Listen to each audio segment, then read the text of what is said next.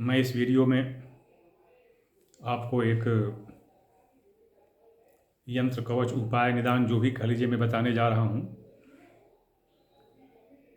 इसे समेकित यंत्र कह सकते हैं। समेकित यंत्र मैं इसलिए बोल रहा हूँ क्योंकि शुक्राचार्य ने इसको बलि को दिया था और अंगिरा ने इसको प्रहलाद को दिया था। कौन पहले किसको दिया था इसका तो पता नहीं चल पाता है, किंतु जो मैं है बता रहा हूँ। ऐसा होता है कि जब कभी फाल्गुन की पूर्णिमा को कन्या राशि में चंद्रमा हो और कुंभ राशि में सूर्य हो। कुंभ राशि में सूर्य, तात्पर्य कहने का मतलब ये है कि ये इसको गंडांत जैसे कह सकते हैं कि वो कुंभ और मीन के संधि पर हो। संधि पर, ये संधि पर होना बहुत विचित्र बात है। संधि पर होना बहुत विचित्र बात है। ये 13 मार्च 2025 को पूर्वा फाल्गुन नक्षत्र में, मतलब कि रात को 10:37 के बाद होलिका दहन होगा। कब? 13 मार्च और 14 मार्च को पूर्णिमा। 14 मार्च को मतलब होली उस दिन हो क्या रहा है कि उस दिन पहले ही ये वो होलिका, देखिए होली तो मनाते हैं हम कब? चैत्र कृष्ण प्रतिपदा को, ठीक। किंतु है क्या कि उसी दिन पूर्णिमा भी समाप्त हो रही है और प्रतिपदा भी आ रही है, इसलिए और इसीलिए कहा गया है कि कहा क्या गया है, इसीलिए होली में काशी में होली 14 को और बाकी जगह 15 को मनानी चाहिए। किंतु चारों तरफ ये टीवी वगैरह से प्रचार हो चुका है, चाहे जैसे भी हो, कि होली जो है 14 को मनाई जाएगी। जो भी जय, ठीक है, कोई बात नहीं, जो जैसे कहता है। मैं अपने मुख्य विषय पर आता हूँ कि 14 तारीख को क्या करें आप, फाल्गुन पूर्णिमा को। ये एक ऐसा यंत्र है जो सूर्य जो है उच्चाभिलाषी होता है। उच्चाभिलाषी मतलब वो कुंभ से निकल करके मीन में जाने वाला, मतलब कुंभ और मीन, बस इसी में वो रह रहा हो। ऐसी स्थिति में सूर्य बड़ा विकट हो जाता है, बहुत विकट हो जाता है। मतलब कुंभ अपना घर मतलब शनि का घर है, शनि उसका पुत्र है, तो वहाँ से मीन राशि में जाते ही बड़ी इसमें विकलता आ जाती है सूर्य में, बहुत विकलता। और इसीलिए शायद कहते हैं कि जो सूर्य की किरणें बड़ी तीखी पड़ने लगती हैं और गर्मी की शुरुआत हो जाती है। खैर, सूर्य जो है बहुत विकट, बहुत उद्विग्न हो जाता है। ऐसी स्थिति में कब? जब कुंभ को छोड़ रहा हो और मीन में प्रवेश कर रहा हो। सबसे बड़ी बात क्या होगी? सबसे बड़ी बात, विचित्र बात, एक बहुत ही अद्भुत संयोग कह लीजिए इसको, कि सूर्य के साथ शनि भी है अपने घर में, और ये दोनों मिलकर के चंद्रमा को देख रहे हैं कन्या राशि में। तो ऐसी स्थिति में, ये संधि में, मीन और कुंभ के संधि में एक जो यंत्र बना, उसको तो मतलब साहित्यिक भाषा में उसको अनलीक कहा गया है। साहित्यिक भाषा में अनलीक कहा गया है, किंतु ये होलिका चक्र कहते हैं इसको। होलिका चक्र, सामान्य भाषा में होलिका चक्र कहते हैं।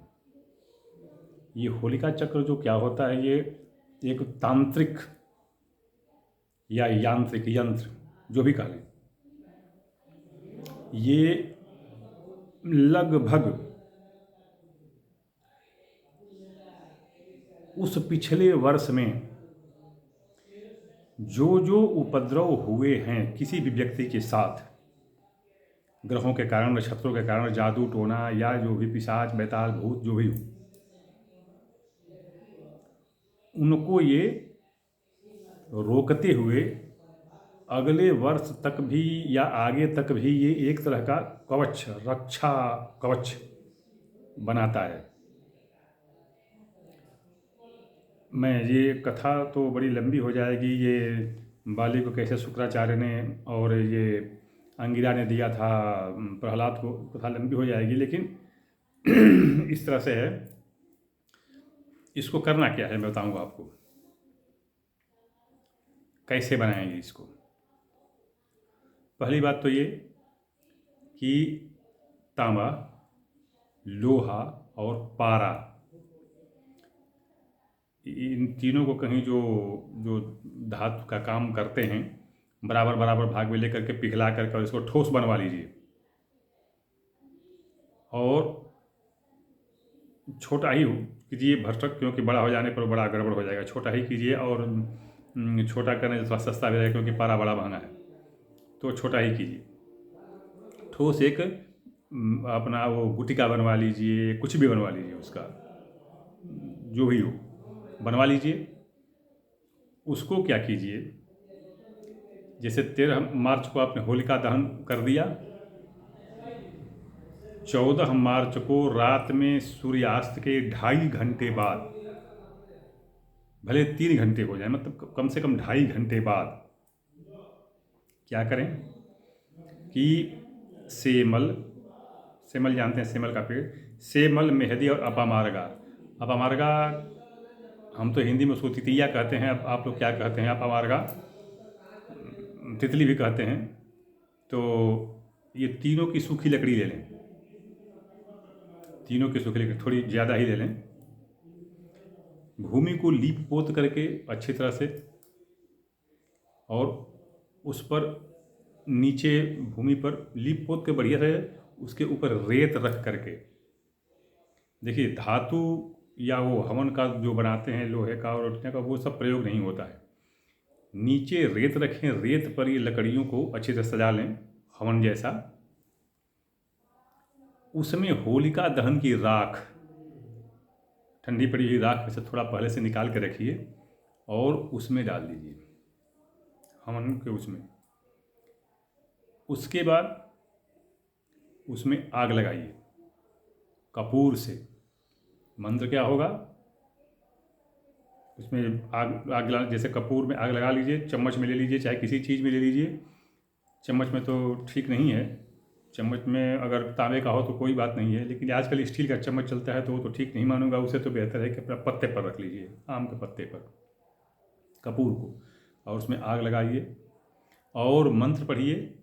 ओम उद्बुद्ध स्वाग्ने प्रतिजागृही त्वमिष्टापूर्ते सग्वं सृजेथामयं च अस्मिन् सधस्ते अद्युतरस्मिन् विश्वे देवास यजमानश्च सीदति। ये मंत्र फिर दोबारा मैं पढ़ दे रहा हूँ। ओम उद्बुद्ध स्वाग्ने प्रतिजागृही त्वमिष्टापूर्ते सग्वं सृजेथामयं च अस्मिन् सधस्ते अधिउत्तरस्मिन् विश्वे देवास यजमानश्च सीदति। इसको पढ़ करके और वो कपूर उसमें डाल दीजिए, लकड़ी में, सूखी लकड़ी होगी, आग लग जाएगी। उसके बाद आप गूगल और लोबान, बाकी कुछ नहीं, गूगल और लोबान को कूट पीस करके उसका मिश्रण बना लीजिए और उसके पहले जो गुटिका बनाए हैं ना, पारा और तांबा और लोहे का, उसको आग लगने के बाद उसमें डाल दीजिए। आराम से आप उत्तर या पूर्व की तरफ मुंह करके बैठ जाइए और फिर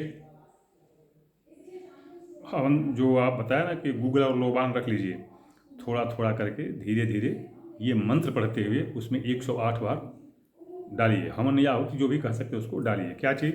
ओम अंगरसोद्भूतं पारदम कंठपादावभृंसिताम यास्तु होलिका तन्बीजेन हम लं छम टम तम पम उपसृतम। ये मंत्र फिर मैं पढ़ता हूँ, सुन लीजिए। ओम अंगरसोद्भूतं पारदम कंठपादावभृंसिताम यास्तु होलिका तन्बीजेन हम लं क्षम टम तम पम उपसृतम वा। उपसृतम भी कह सकते हैं, वा तो जोड़ते हैं, लेकिन उपसृतम भी कह सकते हैं। ये मंत्र 108 बार पढ़ते हुए उसमें डालिए आहुति। जब ये आहुति पूरी हो जाए तो तब वो हाथ में जल ले करके, हाथ में ऐसे जल ले करके, और फिर उसका समापन करना पड़ता है, उसके चारों तरफ पानी छिड़कना पड़ता है। क्या चीज़? ओम रसेन वामृतम परस्तु देव दानव यद्व्रतम तान सर्वान् प्रयच्छन्तु स सुखेन निज स्वगृहम। ये इतना पढ़ के चारों तरफ पानी छिड़क दीजिए। और जब उसके बाद जब आग ठंडी हो जाए तो उसमें से उस टुकड़े को निकालिए, खूब रगड़ रगड़ कर धोइए ताकि उसमें से राख हो, चाहे वो जो काला पड़ा हो निकल जाए। ध्यान दीजिए, साबुन सर्फ सोडा वगैरह जो केमिकल चीज़ है कुछ नहीं लगाना है। सतरीठा मिल जाए या और कुछ मिल जाए, उसे धो के साफ़ कर सकते हैं आप। उसके बाद उसको दूध से धोइए, गाय के दूध से। उसके बाद गंगा जल से धोइए। फिर उसको किसी मिट्टी के बर्तन में, तांबे के बर्तन में, पात्र में, कटोरी में उसको रखिए। उसके बाद उसको जो भी है अपना, उसको फूल वगैरह चढ़ा दीजिए उस गुटिका पर, और थोड़ा चंदन का टीका लगा दीजिए उस पर। फिर उसके बाद उसको धूप दीप दिखा करके और अपनी सुविधानुसार बिना कोई मंत्र पढ़े ताबीज़ बनाइए या अंगूठी बनवा लीजिए। अगर छोटा है तो अंगूठी बनवा लीजिए, चाहे गले में ताबीज़ बनवा लीजिए, चाहे कहीं भी कमर में का जो कुछ भी हो, बाह में बांधने का, जो भी जैसे भी बनवा करके उसको बांध लीजिए। ये बहुत बड़ी चीज़ तो नहीं है, लेकिन निश्चित रूप से यह एक अति सफल उपाय, निदान, यंत्र, कवच जो भी कह लीजिए है।